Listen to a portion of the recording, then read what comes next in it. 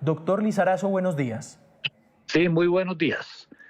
Bueno, doctor Lizarazo, déjeme consultarle cuando se suspende un decreto de salario mínimo, en la práctica, ¿qué efectos puede tener? Es decir, cuando es algo que pues ya está corriendo durante el año, a la gente le están pagando esta nómina. Bueno, muchísimas gracias por la invitación a participar. Pues lo primero que habría que decir es que la providencia que dictó el Consejo de Estado fijó los alcances de los efectos, porque no solamente suspendió el decreto, sino que además adoptó disposiciones para garantizar, para evitar traumatismos. La decisión del Consejo de Estado establece que continuará vigente mientras el gobierno expide un nuevo decreto en un plazo perentorio de 8 días y le fija los criterios con los cuales debe expedir el nuevo decreto. Entonces adopta una serie de medidas que evita los traumatismos, que protege derechos adquiridos, que protege los derechos de los trabajadores y fija las pautas como se debe proceder por parte del gobierno. ¿Qué es un decreto mal motivado, doctor Lizarazo? Bueno, todos los actos administrativos, de acuerdo, la Constitución ordena que todos los actos administrativos que tienen implicaciones jurídicas, por supuesto, deben ser motivados.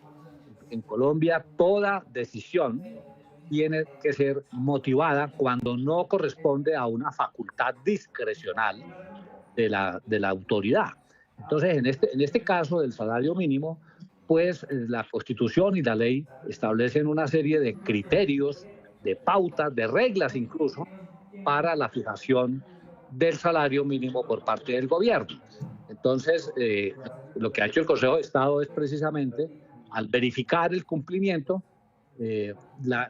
porque la motivación, todos esos criterios, esas variables que deben ser tenidas en cuenta por el gobierno para la fijación del salario mínimo, pues deben estar desarrolladas en la parte motiva del decreto. Debe explicar claramente cómo aplica cada uno de los criterios y qué peso tienen en la decisión final. Claro, que ese es porque es uno de los puntos pues, más importantes de esta decisión del Consejo de Estado.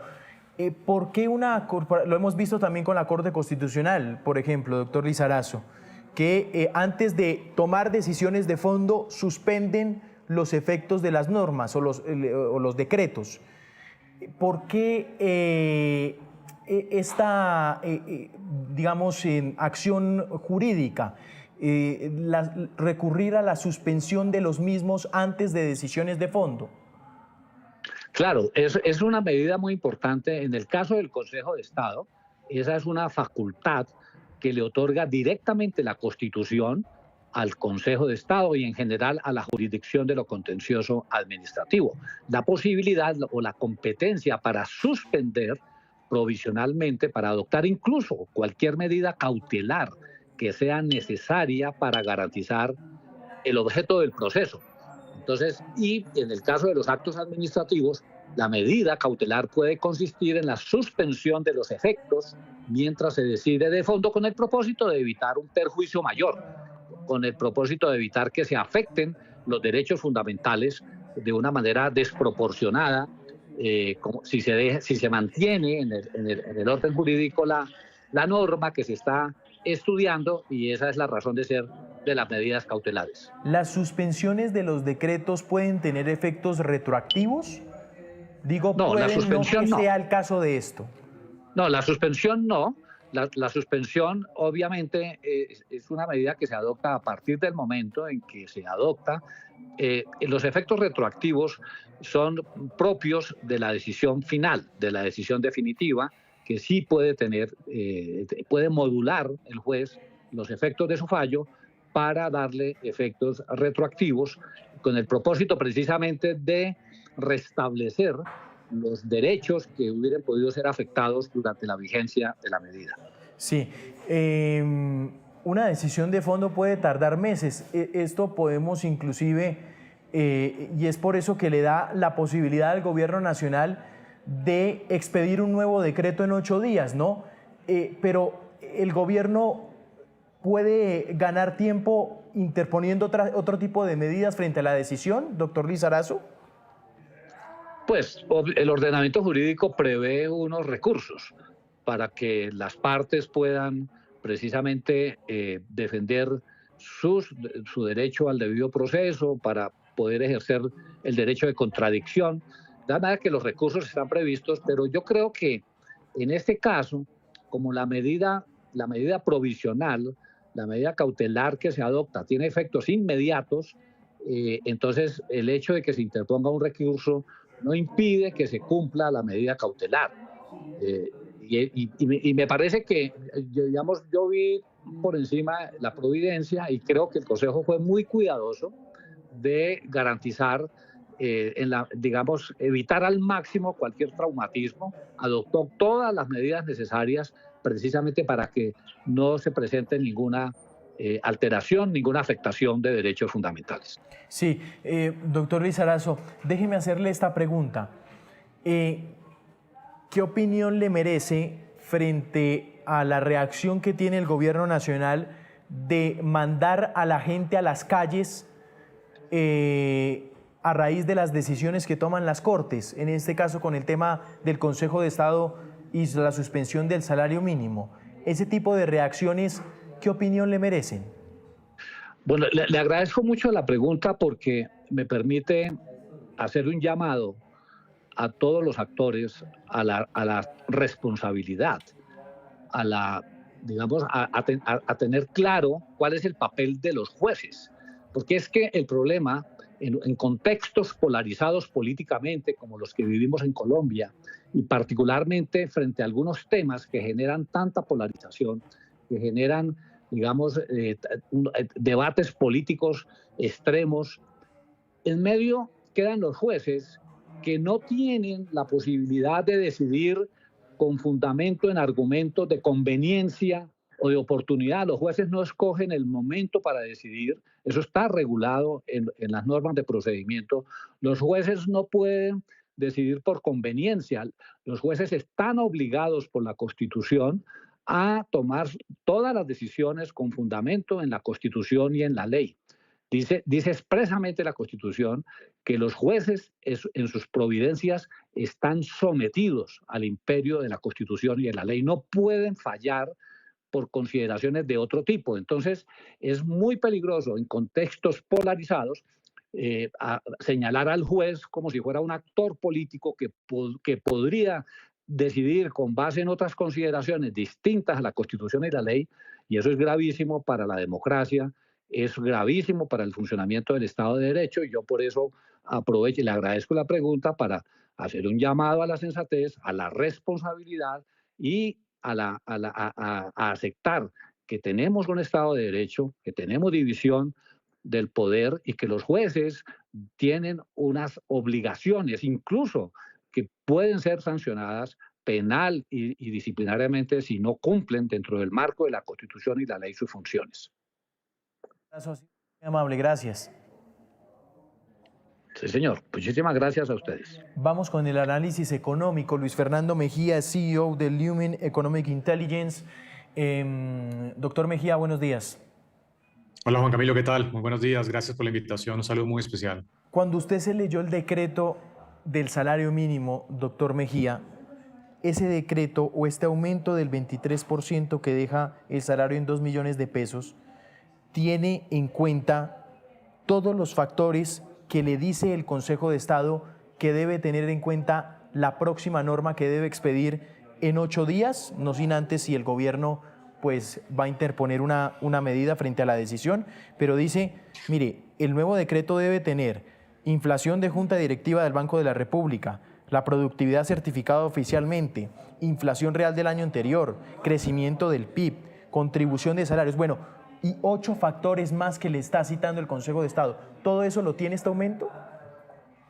No, realmente recordemos, Juan Camilo, que la decisión de fondo que planteó el Gobierno Nacional en el mes de diciembre estuvo atada a un concepto que yo llamaría extralegal, es decir, por fuera de los criterios que permite justamente discutir de fondo la ley, que el gobierno en su momento lo llamó el salario mínimo vital, que es un concepto de la Organización Internacional del Trabajo, que realmente no hace parte del ordenamiento jurídico colombiano. Entonces, parte de la suspensión que decreta el Consejo de Estado tiene que ver justamente con eso, con las dudas sobre la fundamentación técnica del aumento del salario mínimo, y en donde en 8 días le pide al gobierno nacional que emita un nuevo decreto que realmente parta de los elementos específicos que usted acaba de mencionar, que deben hacer parte por la ley del aumento y la fundamentación técnica de ese aumento del salario mínimo. Un salario mínimo solo debe tener en cuenta lo que es lo que usted dice, el salario vital, porque es lo que me dijo el ministro de Trabajo. Juan Camilo, es que este salario es vital. Parece ser el argumento único, argumento central que tiene el gobierno nacional a la hora de motivar este tipo de aumento. Sí, Juan Camilo, pero yo lo mencioné anteriormente, el concepto del salario mínimo vital no hace parte del ordenamiento legal jurídico de nuestro país. Es un concepto técnico que ha planteado la Organización Internacional del Trabajo, que cuando lo presentó además en el contexto de la Mesa de Concertación de Políticas Salariales dijo que debería plantearse una visión gradual, concertada de cómo llegar a ese criterio de un aumento del salario mínimo vital. Pero lo que el gobierno hizo fue adoptar de forma inmediata ese concepto y ratificó sin ningún tipo, digamos, de justificación desde el ordenamiento legal. Ahí es donde está la discusión de fondo. Y ojo, hay que decirlo, esta suspensión es una medida cautelar, así que el Consejo de Estado todavía no se ha pronunciado de fondo. Puede que diga en algunas semanas o meses que en efecto el gobierno tenía la razón o por el contrario que los demandantes tienen razón desde el punto de vista de la fundamentación y argumentación técnica que planteó el gobierno para este aumento. Doctor Mejía, ¿qué implicaciones económicas puede tener esta decisión del Consejo de Estado? A ver, mire, hablemos en términos muy sencillos. El aumento del salario mínimo continúa vigente y muy seguramente el gobierno presentará un nuevo decreto con un aumento similar. Es decir, yo no veo que el gobierno vaya a echar reversa con su aumento del 23%. Seguramente lo fundamentará mejor, lo escribirá de una manera más técnica, más detallada, pero seguramente va a plantear un aumento muy similar, si no el mismo que había planteado en el mes de diciembre. Entonces, ¿qué pasa? Pues no tendremos noticias reales sobre cuál va a ser el aumento del salario mínimo definitivo hasta tanto no haya un pronunciamiento de fondo por parte del Consejo de Estado. Ojalá no se demore mucho eso porque esto está al final generando incertidumbre. Entonces, no sabemos cuál va a ser al final el aumento del salario mínimo definitivo para el 2026. Eso puede entonces disminuir aún más los incentivos de contratación del empleo formal porque es un precio importante sobre el cual no va a haber claridad hasta tanto no haya una sentencia de fondo y seguramente vamos a tener también mayor dispersión en las expectativas de inflación. Así que es más incertidumbre. Ojalá, ratifico, se pueda resolver rápidamente porque la incertidumbre nunca es buena para una economía. Sí, ¿por qué es para muchos analistas, doctor Mejía, desproporcionado subir el salario mínimo en 23%? Es el aumento más alto en toda la historia del país, pero especialmente el tema de fondo es si ese aumento es consecuente con el aumento de la productividad laboral y el aumento de la inflación. Recordemos que la inflación el año pasado estuvo ligeramente por encima del 5%. La productividad no creció más del 1,5%. Si usted suma esos dos elementos, el aumento del salario mínimo ha debido ser de alrededor del 7,5%. Incluso si el gobierno se hubiera ido con la propuesta de los sindicatos, que era el 16, de alguna manera esa es una cifra que se había discutido en la mesa de concertación. Este aumento del 23 ni siquiera se discutió. Los sindicatos no estaban pidiendo una cifra porque saben que un aumento demasiado alto del salario mínimo termina generando mayor informalidad y mayor desempleo. Entonces, muy bien por la intención de aumentar el salario de los ingresos de los trabajadores formales, pero ¿qué pasa con ese más del 55% de los ocupados que infortunadamente son informales? El aumento grande del salario mínimo les genera una barrera adicional, les pone la vara más alta para poder el salto de la informalidad hacia la formalidad. Sí, acá hay una cosa bien interesante, doctor Mejía. ¿Usted cómo ve ese patrón? Porque no es el primer gobierno que lo hace, hay que decirlo, de subir el salario mínimo en época electoral, confundir un elemento técnico, económico, que debería ser acudir a todos los estudios económicos y combinarlo con política. ¿Qué peligros puede traer eso? Juan Camilo, y me tengo que excusar porque me tengo que retirar con esta última respuesta. Sí. Mire, Tenemos un problema muy de fondo en el diseño del aumento del salario mínimo en Colombia. Como usted bien lo menciona, esto no es nuevo. Realmente también hace 4 años tuvimos un aumento grande del salario mínimo. Hay un ciclo político en donde el gobernante de turno en su último año pretende dar una buena noticia que al final termina perjudicando a los trabajadores informales. Entonces, esto más la noticia de hoy frente al Consejo de Estado, lo que pone de presente es que el mecanismo de fijación del salario mínimo es anacrónico y hay que revisarlo. Entre otras cosas, que tengamos un único salario mínimo para todo el país, cuando hay grandes diferencias desde el punto de vista territorial, sectorial, en la parte urbana, en la parte rural, lo que dice es que este precio realmente no está bien fijado y hay que hacer una discusión de fondo sobre cómo poder realmente hacer un mecanismo que realmente pueda acoger todas las necesidades de los trabajadores, los informales, pero también los formales. 10:03 de la mañana. Doctor Mejía, muy amable, gracias. Un gusto, como siempre, Juan Camilo. Un saludo muy especial. Bueno, ahí está entonces CEO de Lumen Economic Intelligence, el doctor Luis Fernando Mejía. Esto, pues, obviamente aquí vamos a ir avanzando a medida que se vayan conociendo los estudios de...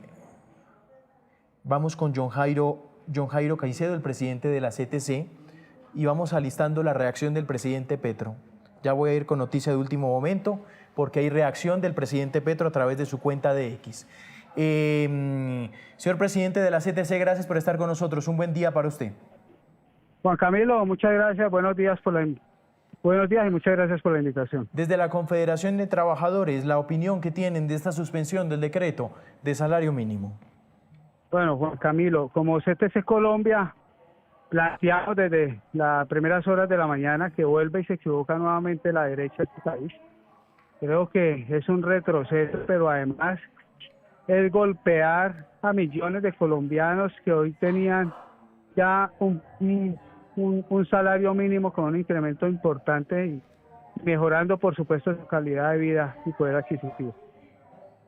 Sí. ¿Ustedes sienten incertidumbre por esto que pasó? Pues le hemos planteado al gobierno nacional que, dado el plazo que dio el alto tribunal, creemos importante que el próximo decreto que despida sea en la misma línea, o sea, en el mismo porcentaje del cual fue expedido el primero, teniendo ese 23%. Sí. ¿Ustedes creen que este 23% cuenta con todas los factores técnicos que debe tener un aumento del salario mínimo, como lo dice el Consejo de Estado? Tener en cuenta la inflación, el PIB, el índice de productividad y 9 factores más. Sí, claro que sí. Eso no solamente lo hemos planteado nosotros, a pesar de que al inicio de la negociación del salario mínimo, como centrales sindicales planteamos un 15%, dado que no se llevó al acuerdo, el gobierno adopta, digamos así, los estudios técnicos que planteó la Organización Internacional del Trabajo en su momento, donde según el estudio técnico que realizaban en el 2024, planteó que el salario mínimo estaba desfasado por debajo casi en un 50%. Sin duda alguna, como CTC Colombia consideramos de que esto está alivianando las cargas en estos momentos económicas de los colombianos, alivianando la pobreza, alivianando el desfase económico que tienen los trabajadores que ganan un salario mínimo, y por supuesto eso se convierte en que va a haber una economía más saludable, y esto al final del día se vuelve una economía circular. Claro. Déjeme hacerle esta pregunta. ¿Ustedes creen que acá se tomó una decisión más política que técnica? Pues no tendríamos la certeza, pero pues a tres semanas de elecciones parlamentarias, pienso que es un mensaje también claro para las bases, y un mensaje positivo también a que debemos de seguir apoyando todo lo que sea en beneficio de la clase trabajadora. Muy bien, 10:07 minutos de la mañana. Vamos a empezar a tener también, entonces, ahí está la reacción de la Confederación de Trabajadores de Colombia, John Jairo Caicedo, hablando aquí en Noticias Caracol en vivo. Gracias, señor Caicedo. Muchas gracias, yo le pague. Doctora López, gracias por estar con nosotros. Un buen día para usted. Muy buenos días, ¿cómo están ustedes? Bueno, doctora Buenos López, días a la audiencia. ¿cuál es Dígame. su primera impresión que tiene sobre esta suspensión del decreto de salario mínimo? Pues mire, si el gobierno hubiera hecho la tarea como toca, que era, primero, entender muy bien las reglas. Aquí había unos márgenes de negociación, ¿sí? Y si no se llegaba a un acuerdo, pues la decisión del gobierno que podía tomarla debía estar dentro de esos márgenes. Yo no soy abogada, soy economista, pero me parece que eso era lo esperado. Segundo, como economista quiero decir que el gobierno tiene la obligación, yo he estado en muchos gobiernos, de analizar cuáles son los impactos reales de las decisiones que toma. Y aquí, por más que digan y que algunos de los seguidores del presidente, inclusive economistas, traten de ajustar las cifras, la verdad es que primero el gobierno no midió las consecuencias. Sí, no midió que por favorecer a 2 millones de personas estaba perjudicando a una gran cantidad de gente que no se va a beneficiar del beneficio de un incremento de esta magnitud, pero sí de los costos. Ahora están en términos de inflación. Ese análisis el gobierno no lo hizo, o si lo hizo, lo estimó y lo trató de acomodar para minimizar ese impacto. Y ahí están las consecuencias. Ahora, la verdad es que le queda muy difícil al gobierno demostrar realmente de manera objetiva y clara que esto no tiene implicaciones, que un crecimiento del 23% del salario mínimo no va a afectar la inflación, no va a crear desempleo, no va a aumentar la informalidad. Han pasado muy pocos meses y ya se vio un impacto en inflación y las proyecciones de muchos analistas demuestran que va a aumentar aún más. La inflación es el impuesto más grave para los pobres y en este país el grueso de los trabajadores son informales y no se benefician de esta decisión. Entonces yo creo que esos análisis, todo esto se ha podido evitar. Ahora el gobierno va a hacer lo de siempre, convoca a la gente a la calle, le echa el pueblo a la corte y vamos a perder una cantidad de tiempo. La verdad es que esto es una medida cautelar, la suspenden por un tiempo y vamos a ver los análisis a qué llevan. Lo que uno hubiera esperado en este caso era que el presidente hubiera aceptado la petición de los trabajadores que estaba dentro del margen de negociación, que si no estoy mal era el 12%, El 12, no el 23%. sí, señora. Sí. Doctora López, déjeme hacerle esta pregunta. Hay analistas, y estoy leyéndolo a través de las redes sociales, dicen estos decretos carecen de muchos elementos y ya se está repitiendo muchos decretos con tantos errores que pareciera que fuera a propósito para que la Corte después los tumbara o el Consejo de Estado o los suspendiera. ¿Usted está de acuerdo con esa mirada? No, yo estoy más de acuerdo con el costo de haber acabado con la valoración de la tecnocracia en Colombia. Este gobierno barrió la tecnocracia y el presidente desafortunadamente se ha rodeado de gente que no le dice que no. Yo se lo dije al ministro que hoy está desafortunadamente en la cárcel en su momento, por favor, ministro, todos los ministros de Hacienda le dicen que no al presidente. Aquí ningún ministro con fundamento dice que no, porque sabe que le va muy mal. Esa es la falla terrible del gobierno. Ahora, que tenga esa intención, pues yo no me atrevo a interpretar al gobierno, pero bueno, ya sabemos cuál es. Pero me parece que todos estos dolores de cabeza se evitarían si el presidente, primero, valorara los análisis técnicos, que no lo hace, y segundo, le hubiera dado margen a la gente que está alrededor de él para decirle así no. Pero ya saben que el que diga así se califica como traidor. El costo para el país es muy grande. Aquí queda una cosa en suspenso. La gente que ya había tomado decisiones porque no podía asumir el costo de un salario mínimo. El servicio doméstico, por ejemplo, es uno de los sectores que más se perjudica. Hay información de que en vez de tener una persona en trabajo doméstico con todas las prestaciones de ley, como es tan costoso para mucha gente, sobre todo para muchas mujeres, que no tienen salarios superiores a los 5 o 6 millones de pesos, 3 millones de pesos al año en una, 3 millones de pesos mensuales, que es el valor real, para una persona con todas las de la ley, en un salario de 5 o 6 es imposible. Entonces esto ya tiene unos impactos muy negativos y está perdiendo con una decisión que se trata de favorecer al pueblo. Y al pueblo aquí son 2 millones de personas, que son las de 2 salarios mínimos, se le está haciendo un daño muy grande a los demás. Pero lo que yo sí creo es que la lección para el gobierno es, por amor de Dios, valore los análisis técnicos. No tiene que publicarlos, analícenlos y no se sometan a esto. Claro, políticamente esto le da para movilizar a la gente, le da para que la gente se vaya en contra de la Corte, porque pues el presidente tiene un apoyo muy grande de personas que no van a analizar todos estos elementos que se han subestimado, y vamos a tener un periodo de inestabilidad que finalmente ¿quién paga? La gente. Y seguramente la gente que más necesitaba que hubiera unas reglas del juego más claras. Hay un planteamiento, doctora López, que no sé usted cómo lo vea, el nivel de incertidumbre que traen estas decisiones. Y lo ponen los economistas en términos, por ejemplo, desincentivar la contratación formal en las empresas. ¿Usted ve que esto pueda pasar? Pero sin duda, ya empezó a pasar. Es que aquí hay una limitación. Yo le pongo el ejemplo, y pongo el ejemplo de las mujeres por esto del costo y la presión de la economía del cuidado, de atender las demandas del hogar que siguen cayendo injustificadamente solo sobre la mujer. Las mujeres hoy siempre tienen salarios inferiores a los hombres con muy pocas excepciones. Pero digamos que el promedio puede ser, no tengo ni idea, pero póngale 5, 6, 7, 8 millones. Si vale 3 millones una empleada de servicio permanente que le cuida a los niños, que le permite trabajar eficientemente, no tiene forma. No se puede gastar el 50% de su salario. Entonces, ¿qué hace? Reduce el trabajo a 2 o 3 días. ¿Quién pierde? Pues las empleadas domésticas. Entonces, por eso le digo, es demasiado demagógico todo esto, y a mí me parece que esto se veía venir. De tal manera, pero el efecto más grave no es solamente eso, sino lo que usted acaba de mencionar. Ya las empresas habían hecho cálculos, ya habían visto cómo reducían personal o cómo, sobre todo la pequeña empresa, la chiquita empresa que no resiste 2 trabajadores formales con salario mínimo. Es que se le volvió un costo inmanejable. Y ahora resulta que se suspende.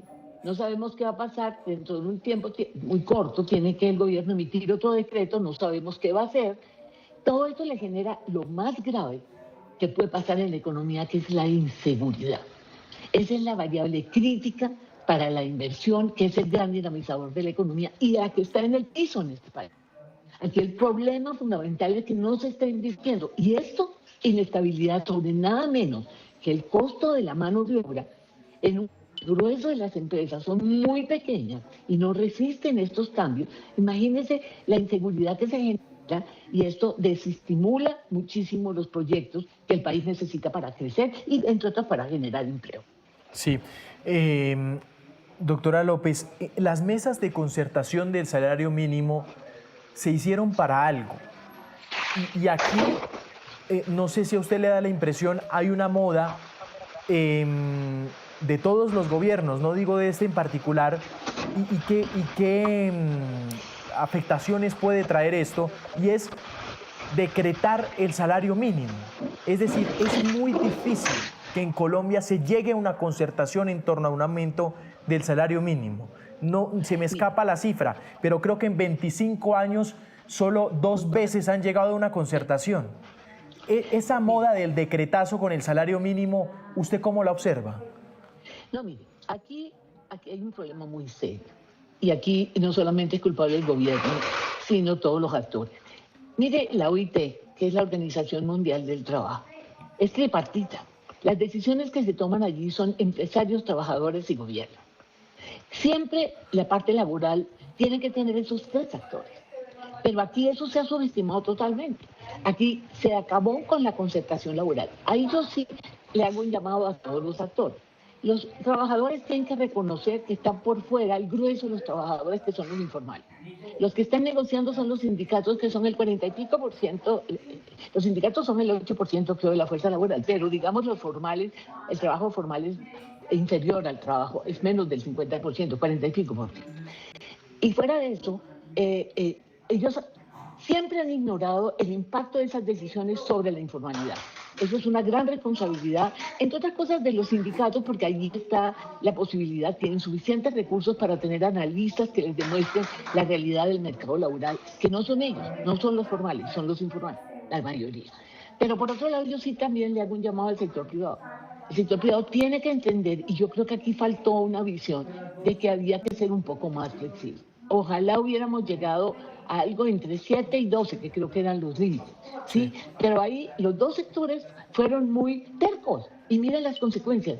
¿Quién paga esto? Todos, porque la empresa también. Las empresas, el grueso de las empresas sí tienen trabajadores de salario mínimo, porque son muy chiquitas.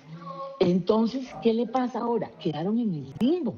Y esto le frena la proyección hacia el futuro. Estamos a principios de año. Imagínense el golpe para quienes gastaron todo el fin de año tratando de ajustar sus cuentas. Perdieron el tiempo. Ahora, borrón y cuenta nueva sin saber qué va a pasar definitivamente. Esa inestabilidad le va a frenar terriblemente la inversión. Y eso puede tener efectos no solamente sobre el empleo, sino sobre el crecimiento. Entonces, como le digo, este país tiene que volver a reconocer que en temas laborales hay tres actores: el Estado, el sector privado y los trabajadores. Y los trabajadores tienen que entender que ellos, los formales, no representan todo el empleo. Entonces, esto es un llamado para reflexionar de manera muy profunda sobre la realidad del mercado laboral. Y esto no es apunte política. Le pueden sacar a la calle todo el país. Y yo creo que aquí hay algún fondo para decir que esto fue desproporcionado. Aquí se puede probar que eso tiene implicaciones negativas. Nadie se opone a que se mejore la situación, pero de todos los trabajadores, no solamente de los formales, ¿sí? Entonces, esto me parece que tiene un costo para todos. Y esto no lo remedia el presidente tratando de tener una ganancia política, que es sacando a la gente a la calle. Doctora López, ha sido usted muy amable. Gracias por estos segundos. Con mucho gusto. Vamos con Jaime Alberto Cabal, de FENALCO. FENALCO reconoce que la decisión del Consejo de Estado fue un fallo en estricto derecho, que está teniendo en cuenta que el incremento desmesurado del salario mínimo que ha hecho el Gobierno Nacional no obedece a criterios y a razones técnicas, sociales y económicas, sino básicamente a arbitrariedad y a una improvisación como la que se tuvo. Consideramos que el gobierno debe expedir, como lo dice el fallo, en 8 días un decreto ponderado, un decreto que corresponda a la realidad del país y que no afecte a los trabajadores, porque se iban a perder 772.000 empleos. Es decir, y que no afecte a las empresas, a las micro, pequeñas y medianas que estaban en peligro de sobrevivir. Debe ser un sano equilibrio entre los ingresos de los trabajadores y los costos de las empresas. 10:23 minutos de la mañana. Vamos con más, los leemos con la pregunta del día a través de nuestras redes sociales con el @Noticias Caracol en nuestras plataformas digitales. ¿Cuál es su opinión de la decisión del Consejo de Estado de suspender provisionalmente el decreto del salario mínimo del 2026? Los leemos con el @Noticias Caracol, numeral Noticias Caracol en vivo, a través de X, de Facebook, de Instagram y por supuesto en TikTok. Estoy tratando de rescatar algunas de sus respuestas.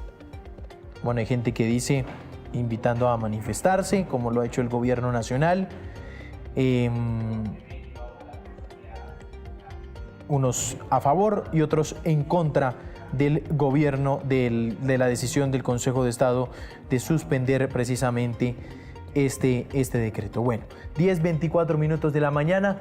Voy a saludar a la ACOPI, a la presidenta de ACOPI, es la doctora María Elena Ospina. Gracias por estar con nosotros. Un buen día para usted. Muy buenos días para ti y para todos los televidentes. Bueno, uno de los sectores más golpeados son las pequeñas empresas, las pequeñas y las medianas. Esta decisión para ustedes, ¿qué consecuencias puede traer la suspensión del decreto de salario mínimo? Bueno, nosotros estábamos esperando realmente que se pronunciara el Consejo de Estado, porque el decreto del salario mínimo que saca el gobierno pues no es acorde con la parte técnica que se debe tener en cuenta para fijar un salario mínimo. Nosotros estuvimos en la mesa de concertación y, como ustedes saben, pues nosotros fijamos una posición o hicimos una propuesta sobre cómo debía ser el salario mínimo, basándonos en el rigor técnico que permite realmente asignar el salario mínimo en el país. Claro, ¿ustedes sienten incertidumbre? Una incertidumbre total, tanto para los empresarios como para los empleados, porque hasta que el gobierno no fije un nuevo decreto, entonces estamos en una incertidumbre, porque realmente pues lo que se tiene que hacer hoy es continuar pagando como venimos pagando los salarios con el decreto del 23.7%, hasta tanto el gobierno no saque el nuevo decreto. Claro. Contratación formal. Yo creo que ese tal vez es el sentido más práctico de ese miedo que sienten. Es decir, no sé, no veo un empresario hoy, o me imagino la cantidad de preguntas que tiene para contratar a una persona por un salario mínimo. Claro, es que ya es muy difícil, con base en el salario mínimo, la contratación de los empleados formales. Nosotros hemos venido trabajando mirando el impacto que generó realmente el salario mínimo. Estábamos esperando el primer trimestre, pero tenemos empresas, por ejemplo, que han salido de 50 empleados, de 20 empleados, de 400 empleados. Entonces, esto realmente ha sido una situación muy delicada con el empleo formal del país, porque realmente se genera un tema de informalidad en la contratación del país. Entonces nosotros lo advertimos, porque es que en este país 2.400.000 personas ganan el salario mínimo, pero hay más de 11 millones que ganan menos del salario mínimo, que se ven afectadas además por las indexaciones del salario. Los costos indexados al salario mínimo son demasiados. Sí. Temas de seguridad social, temas de parafiscales, temas de multas, temas de póliza. Todo lo que está indexado al salario mínimo, pues obviamente es muy delicado, porque esto es lo que ha aumentado los costos en el país. Además que aumenta el tema de la productividad, de los costos de productividad. Entonces esto afecta realmente mucho a la economía en general. Sí. ¿Ustedes creen que cuando el gobierno nacional tomó esta decisión, aumentar el salario mínimo en 23%, todos los factores que hoy le pide el Consejo de Estado tener en cuenta a la hora de expedir el nuevo decreto se tuvieron en cuenta en su momento? Es decir, la inflación de la Junta Directiva del Banco de la República, el tema del PIB, los costos de producción, ¿todo eso está metido aquí?